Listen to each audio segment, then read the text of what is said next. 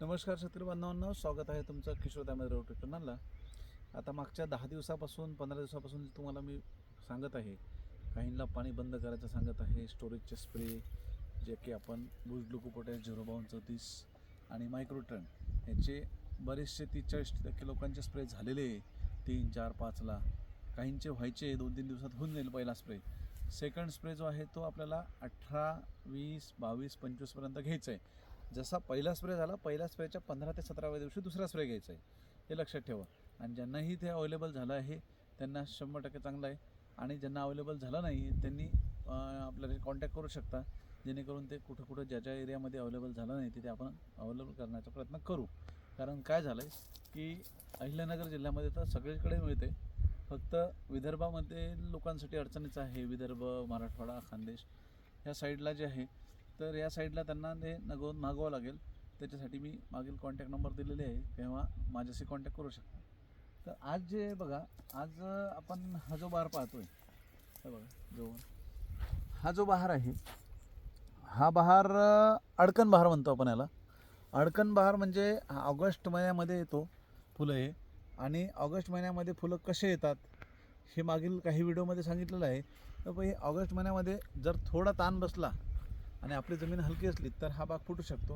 हा बाग आपल्या हातात नसतो, हा बाग मनानेच फुटतो। त्यामुळं या बागाचे पैसेही चांगले होतात। सध्या 70-80 रुपये किलोचा बाजार याला चालू आहे, 70 ते 80 रुपये। आणि हा बागाला कलर येणार नाही, ह्या फळाला हे फळं असेच हिरवेच विकले जाणार आहे। तर आपण इथे ह्या बागामध्ये जवळजवळ 100 ते 150 कॅरेटचा माल आहे। 100 कॅरेटच्या आसपास भरेल, 150 भरणार नाही शक्यतो, पण 100 अशा झाडाला, असा मोजक्या झाडाला माल आहे। पण आपल्याला काय करायचं आहे, या जे समजा हा जो बाग आहे, हा बाग आपल्याला पुढच्या 15 दिवसात हार्वेस्ट करायचा आहे, म्हणजे 15 ते 20 तारखेपर्यंत। पहिले वाटत होतं की हा बाग आपला मे एंडिंगला जाईल आणि मृगबाराची तयारी आपल्याला करता येणार नाही, कारण याच्यामध्ये आंबेबारही तेवढाच फुटलेला आहे बऱ्यापैकी। तर जे मी सांगतोय की तयारी कशी करावी, तर आता हे जे आपण झाड आहे, ह्या झाडामध्ये जे आपल्याला हे डोळे दिसते बघा, हे जे डोळे आहे, हे जे फांदी आहे, ह्याच्यामध्ये आपल्याला मॅच्युरिटी जास्त आणायची। आणि हे फळ तुटून गेल्यानंतर ह्या फांदीमध्ये आपल्याला मृगबार घ्यायचं आहे। मृगबार हा कसा घेता येईल की ताण तर चांगला पाहिजेच, पण स्टोरेजसाठी जे 2 स्प्रे तुम्हाला सांगितले ते होणं अत्यंत गरजेचं आहे, तरच आपला बाग चांगला फुटू शकतो। अन्यथा आपल्याला परत एकदा निराशा होईल, मृगबार फुटणार नाही, परत आंबेबार, हत्तीबार, मृगबार असा मिक्समध्ये बार राहील आणि आपल्याला एकसारखे पैसे होणार नाही।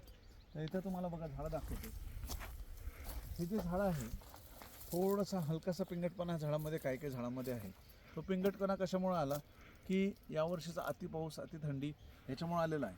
आता आपण जे याला स्प्रे वगैरे दिले याच्यातून हा बऱ्यापैकी कंट्रोल झाला आहे, पण आता आपल्याला पानापेक्षा फळकाळीवर जास्त लक्ष द्यायचं आहे।